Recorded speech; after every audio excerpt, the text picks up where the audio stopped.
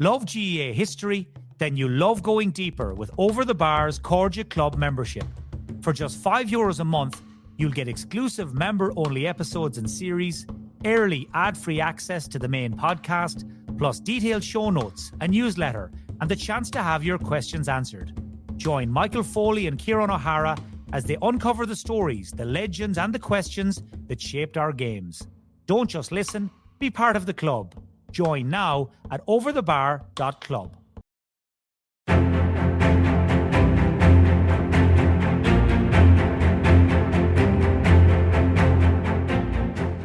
Since the dawn of the GAA in 1884, the telling of its stories have been just as important as the sports. Through the years, heroes and matches have been immortalised, inspiring generation after generation. But some of its most important stories have also gotten lost or turned into legend.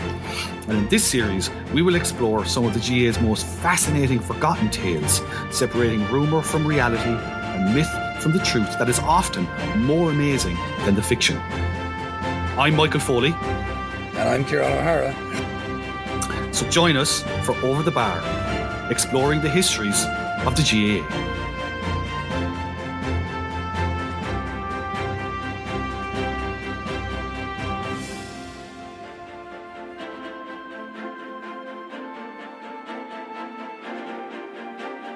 Hello everybody and welcome to Over the Bar, the Gaelic Games History Podcast.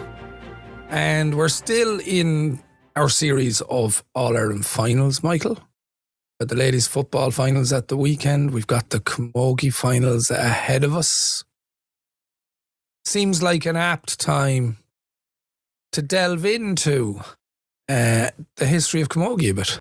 Yeah, because this is, as the title suggests, it's a Gaelic Games history podcast. We've been obviously focusing mainly on hurling and football for the first nearly 100 episodes of this series now, but high time we had a look at Camogie or ladies football, and we will be doing ladies football episodes as we go along, but this is the first jump into the Camogie. And I have to say, this actually is inspired, again, thanks to one of our interested listeners who pointed out an interesting thing about the first All-Ireland Camogie final. Oh, did he? And did I smile once I learned this? We are reintroducing a great friend of the podcast in a little while. So yeah, I kind of went, I wonder what Mr. Stephen Jordan's tentacles are everywhere. It's literally there's no place he can't get to, and we'll get onto it later on. I can't say he did much to help Galway win the first All-Ireland Camogie title, but he was certainly there on the ground, playing a very, very central role, as he often has in the past. Like, it was, it's very interesting going back, because like this is what the story we're going to tell about the first All-Ireland Camogie final.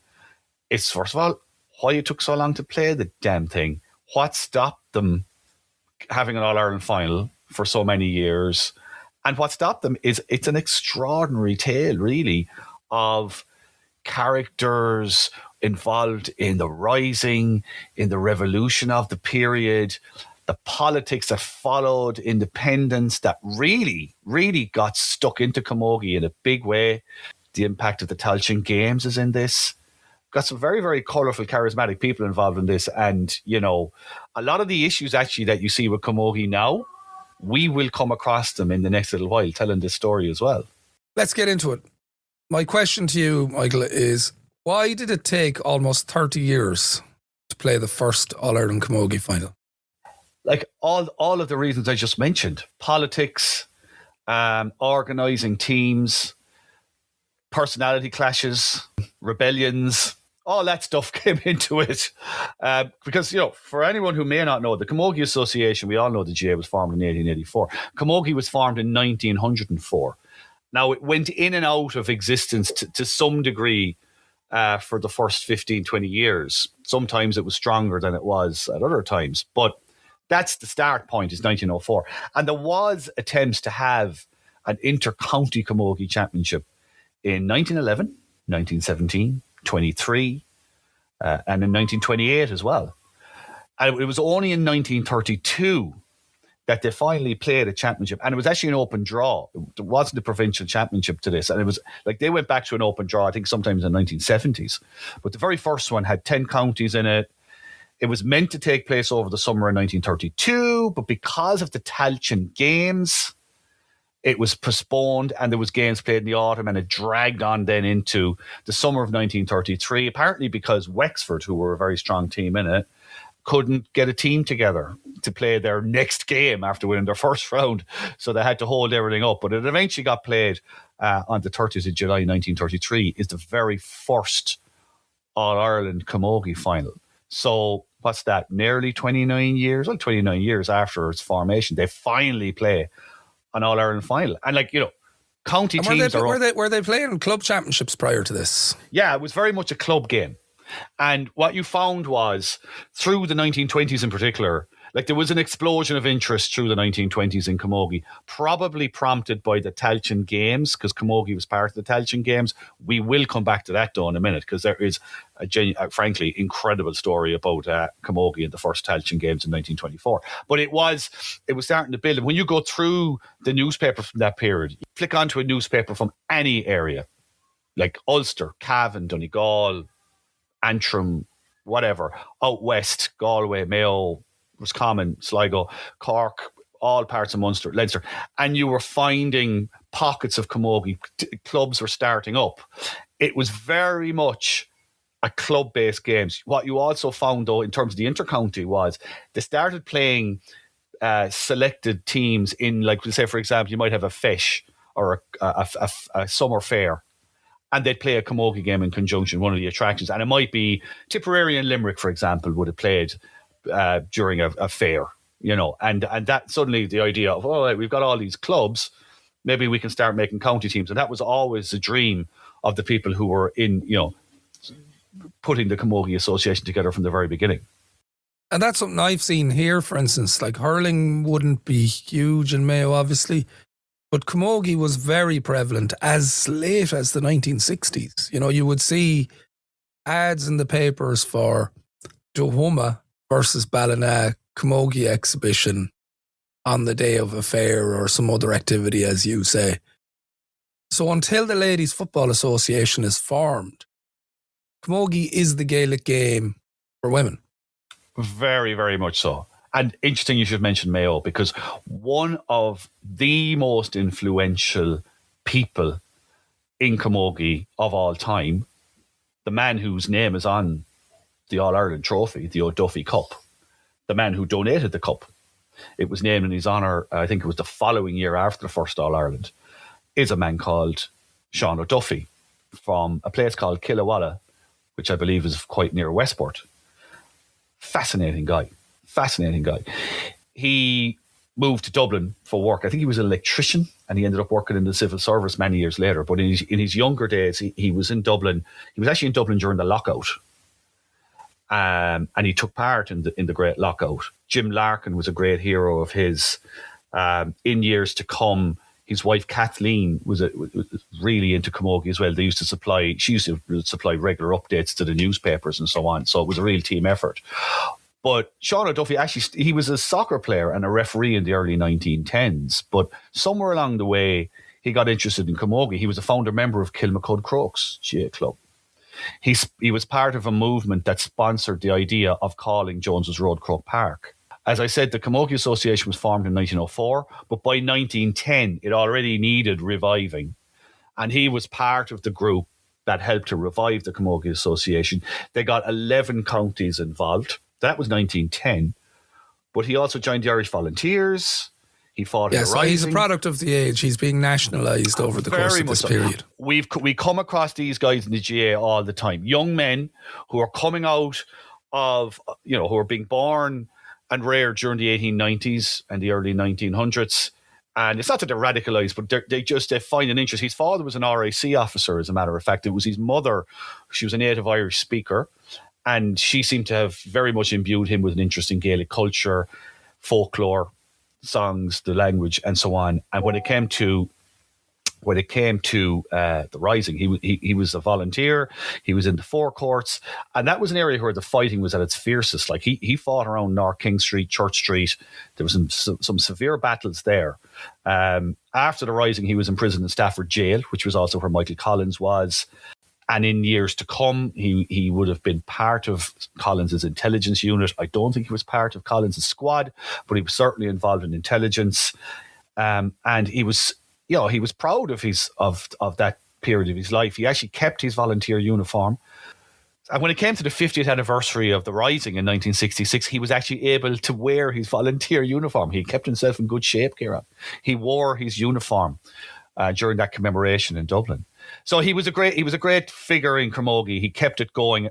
As I say, he married his wife in 1940, and as a team, they kept, the results going into the paper. It was almost like now, as a journalist, I can tell you, the Camogie Association send out free match reports to try and get coverage into the newspaper. So produced weekly by Darragh Crowher. But exactly by Darragh, yeah. So this is a forerunner of that. They're being very proactive in terms of trying to get Camogie coverage wherever they can. He would have campaigned Dublin Corporation for more playing pitches during the 1930s, worked for the civil service, as I said, and passed away in 1981.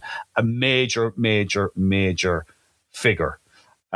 He also, by the way, was, as well as kind of being a major figure in the Camogie Association nationally, he also would have been the main man in Dublin. And Dublin was the hotbed of Camogie. It was where Camogie came out of. And even in the 1920s, it was more than a quarter of the clubs across the country were located in Dublin. I think it was about 80 out of 320, something like that, were in Dublin alone. So very much a very, very strong a part of the country for Camogie. The other thing that's worth mentioning about O'Duffy, and it's not something that he went to war over, as far as I am aware. If anybody wants to contradict me on that, feel free. When the Civil War began, he took the anti-treaty side. But I am not aware that he was in action for the anti-treaty side. But that is just significant in the context of the Camogie Association. He stayed moderate in the Camogie Association when it came to politics and things like that. And this was a very, very significant thing in the Camogie Association. So, for example, in that first All-Ireland final, Dublin played Galway. Now, I'll come back to the story of the match in a while, but Dublin won it. Spoiler and folks, alert. If you've been waiting to hear where Stephen Jordan might intercede here, hang in there, folks. He is coming.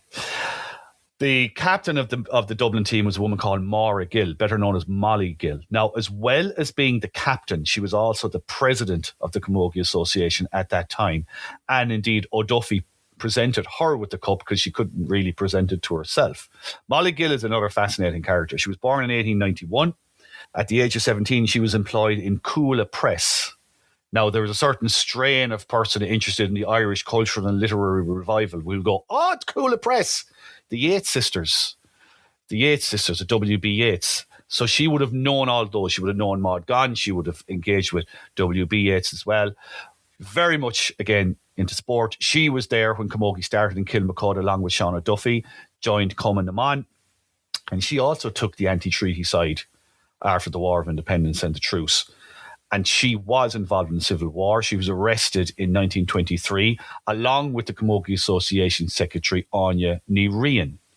Those two would also have been involved with the Camogie delegation who marched at the funeral of O'Donovan Rossa that predated the Easter Rising, where Padraig Pearse gave a very famous oration at his gravesite, kind of a call to arms of sorts for a new generation of rebels. So what I'm trying to do here, I suppose, is trying to paint a picture of the political side of the Camogie Association, because that is going to become extremely relevant in about 2 minutes' time. Okay. So we're getting the sense there's a hardline nationalism to those involved in the Camogie Association.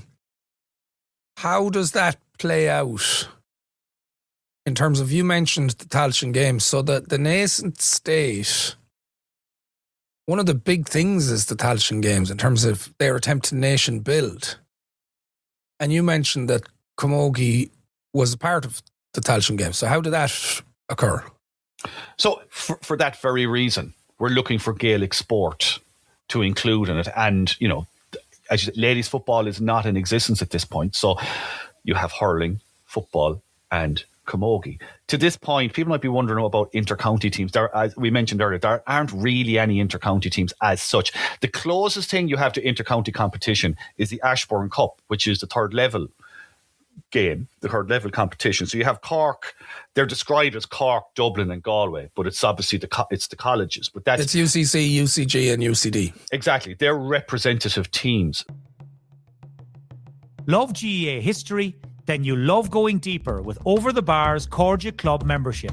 For just €5 a month, you'll get exclusive member-only episodes and series, early ad-free access to the main podcast, plus detailed show notes, a newsletter, and the chance to have your questions answered.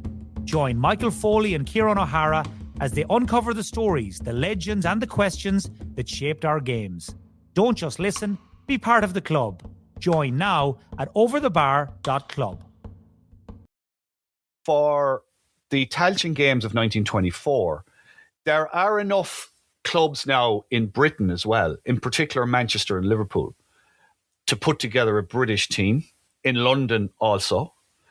So back home, they go, right, we put an Irish team together. So the Camogie Association, it's not a very representative Irish team though. For some reason, they go to Wicklow and they say to Wicklow, you organise a team. So the Wicklow Camogie Association are actually very excited about this because they're not in existence very long, a couple of years. And this is a great opportunity to sort of promote the game within Wicklow and also, you know, get to play in the Tailteann Games and all of that can bring if it goes well. So they put together a team. Earlier in the year, Wicklow actually did play an inter-county game against Dublin in April 1924. Dublin won 5-3 to 3 points down in Wicklow Town. That was the hotbed in Wicklow, was Wicklow Town, and it moved out to other areas. So when it came to picking a Tailteann Games team, there were some Dublin players as well on this Wicklow team. But so everything is in place. They got a trainer. They did collective training. They got ready. There was trials. So they were all set to go. And a really short note, about a month before it, they got a letter from Anya Ní Rian, the Camogie Association secretary at national level, saying, no, we're pulling out. We're not doing this. And the official explanation that's given in the press at the time is that the Camogie Association cannot afford to fund this. They can't afford to put teams out and actually put some money behind this to make it happen. The games are actually set not for Croke Park, but a ground in Terranure. So suddenly Camogie is being pulled out of the Tailteann Games. And I wouldn't say there's an enormous controversy about it, but from the point of view, initially anyway, but from the point of view of the organisers of the Tailteann Games, this makes no sense. And the only thing they can come up with is that this is a political move. Because the Tailteann Games are being organised by the Free State. Exactly. And JJ Walsh in particular is one of the directors of the Tailteann Games. You had a representative of the Camogie Association on the Tailteann Games committee, but JJ Walsh is the main man. And he is, frankly, outraged at this. Absolutely outraged. And he takes to the letters pages of the newspapers to express this. And it doesn't go down well. And there are a series of correspondences exchanged between the Camogie Association and JJ Walsh that later appear in the newspapers when this controversy really takes off.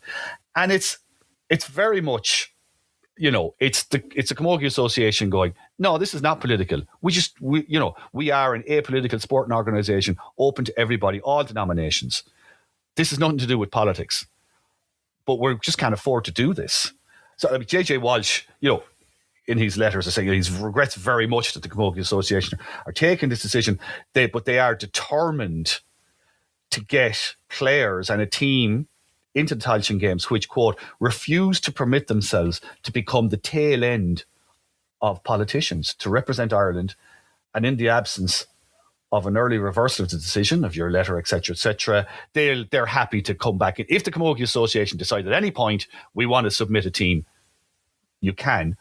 But for now, Wicklow are going to be the team. The Camogie Association have said Wicklow don't have the right here at all to to represent themselves as Ireland or be representing Camogie in any way, shape or form in the Tailteann Games. And it goes on and on like this. The thing that's getting the Camogie Association is that JJ Walsh has thrown the political arrow at them. It's hit, and they want an apology for that. JJ Walsh is refusing to apologise. And on top of that, he says nobody but a fool could be expected to believe stuff of that kind, i.e. that it's financial, that they can't get a team from Wicklow / Dublin together to play a match in Dublin for the Tailteann Games. Ludicrous stuff. So this goes on. And indeed, Wicklow turn up representing Ireland and they play a London selection. There's only one game. And Dublin, by the way, had beaten London in a kind of a warm-up game in June 24. 4-2 to a goal. So, as I said, there were games starting to begin. But in this game, and unfortunately, this is going to become a trend, right? It's played at the university grounds in Terranure, as I say. Ireland win 8-0. Camogie at this time, by the way, is very much a goals-based game. You don't see many points scored. It's because of the way the hurley is shaped and what have you. But it pours rain. There's barely 100 people at the match. The pitch is appalling. Thick, tafty grass, as it's described. I've never heard the word tafty before. Tafty. That's a new one. It's a new one on me, but it sounds horrible. But the game is played. Wicklow win 8-0, and they are happy to pronounce themselves as world champions in the local press afterwards because it's a fantastic boon to promote Camogie in Wicklow now. So they are the first Camogie champions in the Tailteann Games. But the upshot, from the Camogie Association's point of view, they suspend. As a matter of fact, they don't just suspend them, they expel everybody from the Camogie Association. All the Wicklow players, any Dublin players that are involved, and Wicklow Camogie itself are expelled from the Camogie Association. What about London? Nothing for London. Nothing for London. It's all Wicklow. So we're left with a very, very unfortunate situation because, you're trying to promote the games, but you've done this. And I mean, there are occasions in the period after the Tailteann Games where Wicklow are invited to play a charity game, for example, against Wexford. And the game is played, and then there's a rematch organised in aid of the Christian Brothers, of all people, down in Wexford. But the Camogie Association step in, and they say anybody who plays against Wicklow will be expelled as well. So, this is starting to irritate a lot of people because even in that situation, now that game was called off, but Kilkenny had been asked to come up and play instead. And when they arrived, the Wexford team hadn't turned up. It was in New Ross. So then they write to the newspapers going, this is ridiculous. Like we turned up to play instead of Wicklow so that the charity aspect at least would make a few bob. But Kilkenny then didn't turn up because Wicklow hadn't turned up. So it's starting to ripple out, and Dublin are annoyed because their players have been expelled. It takes a couple of years for it all to be settled down. Bray affiliate with Dublin. So they go back in, and most of the Dublin clubs who are affected affiliate again to the Dublin County Board. So they're allowed to play. But it affects Camogie in Wicklow for years and years and years. So the wonderful achievement of, winning the World Championship, if you like, is completely offset by getting expelled from the Camogie Association and really sending the game to oblivion for years to come in Wicklow. And when are Wicklow readmitted? Years later. As I say, Bray are allowed back in the space of maybe a year, 18 months to play. So that's significant. But the game itself, it's hurting after that. Now, in the period between the Tailteann Games, the 1928 games, as I say, county teams start to emerge. They start to play these matches at fairs and feshes and different things like that. And there starts to be a sense of, look, we can do more with this. We can do more with this. The 1928 games, by then the Camogie Association have got their act together. They've realised that, look, the benefit here far outweighs the kind of the I suppose, whatever political or financial issue they have. So we have to be involved in this. So the next time around, they're involved. Again, just one single game. There had been talk of more teams being involved. It's one single game. But it's the very first inter-provincial match ever played in Camogie. It's Connacht versus Leinster in Croke Park on the 26th of August. As I say, a recurring theme, rain, Kieran. Pours rain again. Tiny crowd. Was the grass tafty? It wasn't that tafty in Croke Park. I think on the day it was the last event on a long 4-hour programme, so most of the crowd had gone home. They didn't stay for the Camogie. Leinster, as I say, Dublin was a real powerhouse of Camogie in this period. They win 5-1 to 2 goals. It's essentially Galway versus Dublin. Tiny crowd, pours rain. And, as I said, they had expected a record attendance. It had been really flagged up in the newspapers and so on beforehand, but the crowd doesn't reflect that at all. So they're there. It's good, but it's not really exactly what they wanted. But it is representative Camogie. It's another step towards an inter-county All-Ireland. Precisely. And as I said, it's around this period they did try and get an All-Ireland Championship up and running. But it's really the next iteration of the Tailteann Games, the last Tailteann Games, where you really see, right, okay, we're getting it together now. There's enough clubs to start forming county teams. County boards start appearing. Clubs affiliated to county boards. County teams are now possible. There are Camogie leagues, county Camogie leagues starting to pop up all over the place. Dan Breen, the old IRA man, donates a set of medals in Tipperary for a Camogie championship. Stuff like that starts to happen. So it's, the issue actually is facilities. So like, say, for example, you take Dublin, where, as I say, it's really popular. There's only one pitch in the Phoenix Park that's allowed for Camogie.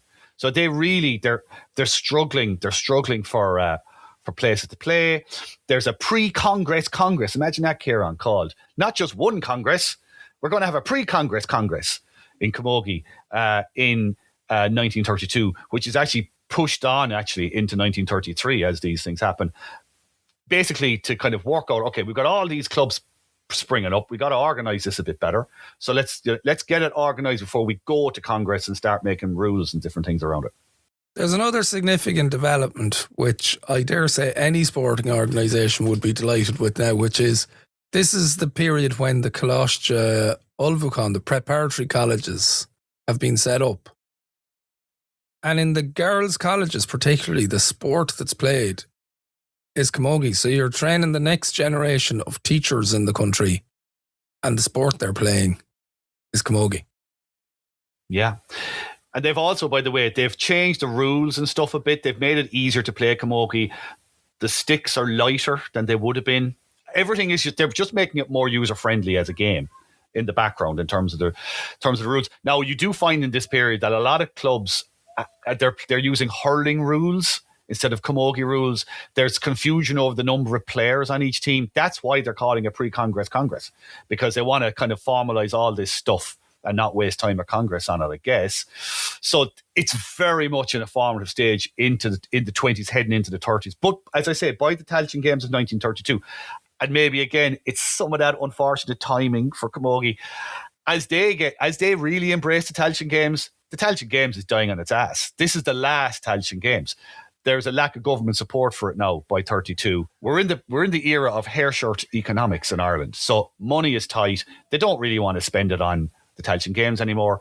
But in this occasion, there's actually 2 divisions of Camogie in the Tailteann Games. There's the top division, and then there's a second division. So in the first division, Leinster play Connacht, and the losers of that game play Munster, and the winners of that game play the winners of the original Leinster and Connacht game. And in the other one, that would be a round-robin group phase. Basically. And in the second division, you have Britain playing Ulster, and the winners play a second Leinster team, who are effectively Louth, as a matter of fact. So the British team comprises, I think I mentioned it earlier, about the kind of the main place outside of London would have been Manchester and Liverpool. So it's a Manchester-Liverpool team that eventually get through. They're beaten by Louth in the Division 2, and it's Leinster, Dublin, that play Connacht, Galway in the final. The Munster team is effectively Tipperary. And going through the newspapers of the time, there has been trial games, multiple trial games. to get teams, to get players together. So while they're not picking from outside their counties, they are trialling hard. And again, this is the development of inter-county teams. By this stage, connected to that pre-Congress, there appears to have been a decision made. Let's do this inter-county thing. Let's just do it. Have an inter-county championship. Let's go. Love GAA history? Then you love going deeper with Over the Bar's Camogie Club membership. For just €5 a month, you'll get exclusive member-only episodes and series, early ad-free access to the main podcast, plus detailed show notes, a newsletter, and the chance to have your questions answered. Join Michael Foley and Kieran O'Hara as they uncover the stories, the legends, and the questions that shaped our games. Don't just listen, be part of the club. Join now at overthebar.club. Because of the Tailteann Games, it's delayed. Those start in kind of around the August, particularly September time of 1932. They are not reported or recorded in any, what you say, organised way. You come across the games almost by accident. For example, Laois played Kildare in one of the knockout championship games. It ended 3-0 to Laois. There was crowd trouble at it. The Laois supporters apparently got very aggressive towards the Kildare team, and the supporters tore flags up and everything. It's all very unpleasant. Kilkenny beat Waterford in front of a very good crowd in Nolan Park. Sean O'Duffy actually refereed that game. Kilkenny then went on to play Wexford. There's mention also of Laois playing Wexford in October 1932. Not sure whether that was a championship game. It's not recorded as a championship game, but it may well have been. Doesn't mean it wasn't, you know. So you had these games going on. Just for what it's worth, the teams that were involved in the first open draw, Kilkenny beat Waterford, then Wexford beat Kilkenny, Meath beat Cavan, Laois, as I mentioned, beat Kildare, Meath beat Wicklow. Wicklow are obviously back in by 1932, and Louth beat Meath. Louth again being a stronghold. So it all boils down, and as I say, there seems to have been a delay with the Wexford team in particular getting themselves together to play the All-Ireland semi-finals. They're delayed into June 25th, 1933. The Dubs hammer Wexford down in Wexford Park 8-1 to 1-1, and Galway play a really good game against Louth. They only win 4-3 to 4-2 in the Phoenix Park. So your first All-Ireland final is Dublin versus Galway on the 30th of July, and it's not in Croke Park. It's in the sports grounds in Galway, which is now Dexcom Stadium, where Connacht Rugby play. And how does Stephen Jordan come into this? So Stephen Jordan, like the Camogie Association, actually owe Stephen Jordan a tremendous amount of gratitude for this. Because how it's all shaped is, it's on the 30th of July. It's not a standalone fixture. It doesn't have that status at all yet. It just can't hold its own as a standalone fixture. So it's billed alongside a challenge game between Cork and Galway in hurling.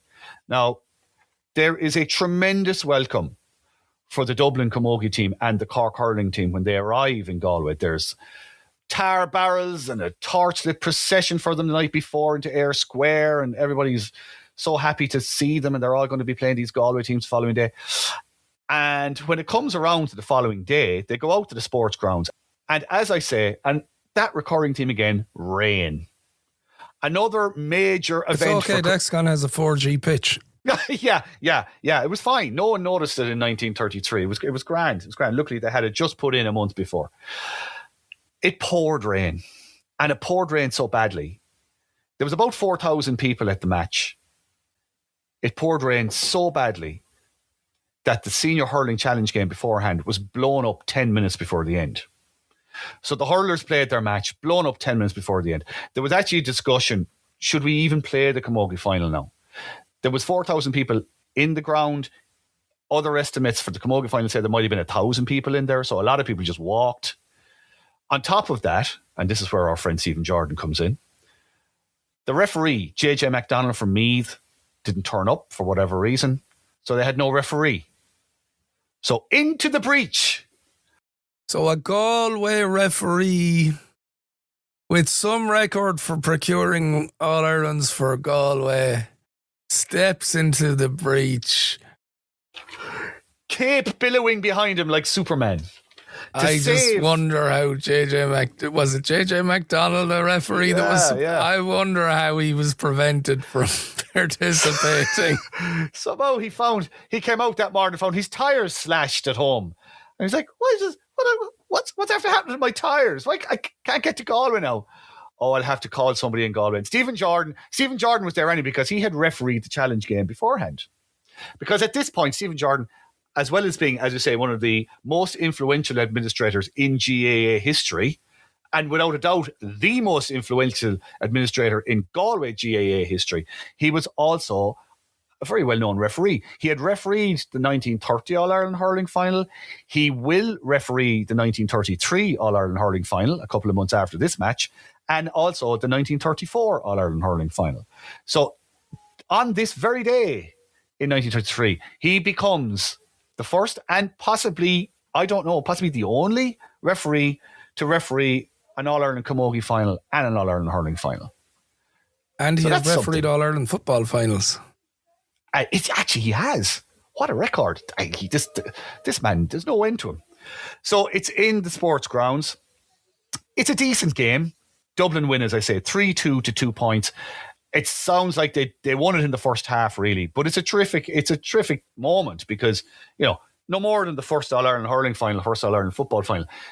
This plants a flag now for the Camogie Association. They finally, 29 years after coming into existence and an amount of controversies in between, have finally got to play off an inter-county competition. They played an All-Ireland final, and it's just on from here. Like when you look, like the 1933 season has already started when this final is being played. So that's played within a calendar year, and it gets much more organised after that. Now, there are a world of controversies that just engulf Camogie again through the 30s, 40s and 50s that we will definitely be coming back to.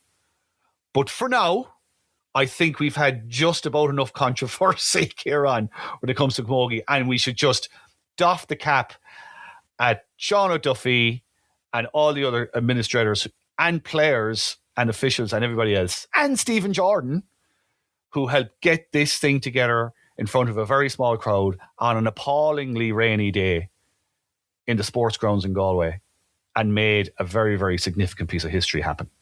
And this coming weekend, as is now the tradition, junior, intermediate and senior finals will take place in Croke Park. So the Camogie Association has come a long way in those years. I wonder, is there a plaque down at Dexcom? That might be something worth having a discussion about. It's definitely worth looking into. That is for absolute sure. I mean, the GAA themselves have done a pretty good job at this point now of making sure there's a plaque on every venue where there was an All-Ireland hurling or football final. It's definitely something for the Camogie Association to consider. Look around these venues because they weren't all in Croke Park.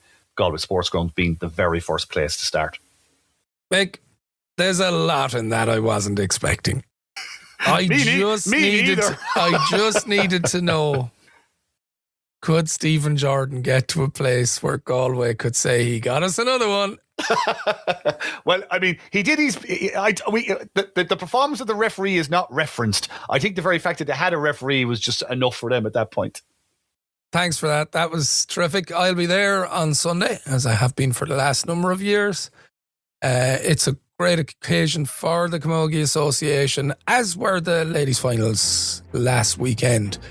So if you are a Camogie Club member, you will find in your feed this week the story of the hurling helmet. So do join us for that.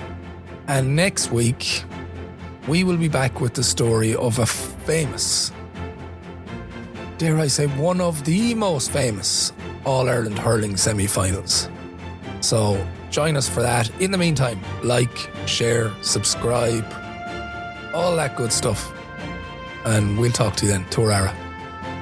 Bye-bye.